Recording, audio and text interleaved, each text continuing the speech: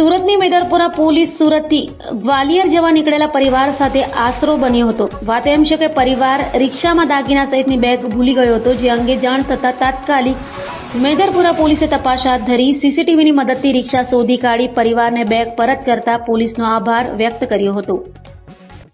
સુરતમાં એક પરિવાર ગ્વાલિયર જવા માટે રેલવે સ્ટેશન પહોંચ્યો હતો, ત્યારે તેઓ એક ઓટો રિક્ષામાં સોનાના ઘરેણાં ભરેલી બેગ ભૂલી ગયા હતા। તેઓને આ વાતની ખબર પડી ત્યાં સુધી રિક્ષાવાળો આગળ નીકળી ગયો હતો, જેના કારણે પરિવારના સભ્યો ભારે ચિંતામાં મુકાઈ ગયા હતા। બાદમાં ચિંતિત પરિવાર તાત્કાલિક મેદરપુરા પોલીસ પાસે પહોંચ્યો હતો। પોલીસ સ્ટાફે વિલંબ કર્યા વિના કાર્યવાહી શરૂ કરી અને પરિવારને સાથે રાખી રેલવે સ્ટેશન અને આસપાસના વિસ્તારમાં લાગેલા સીસીટીવી ફૂટેજ તપાસવાનું શરૂ કર્યું હતું। સીસીટીવીના આધારે પોલીસે ઓટો રિક્ષા અને તેના ચાલકને ઓળખી કાઢ્યો અને ડ્રાઈવર સુધી પહોંચતા જ સોનાના ઘરેણાં મૂકેલી બેગ સુરક્ષિત હાલતમાં મળી આવી હતી।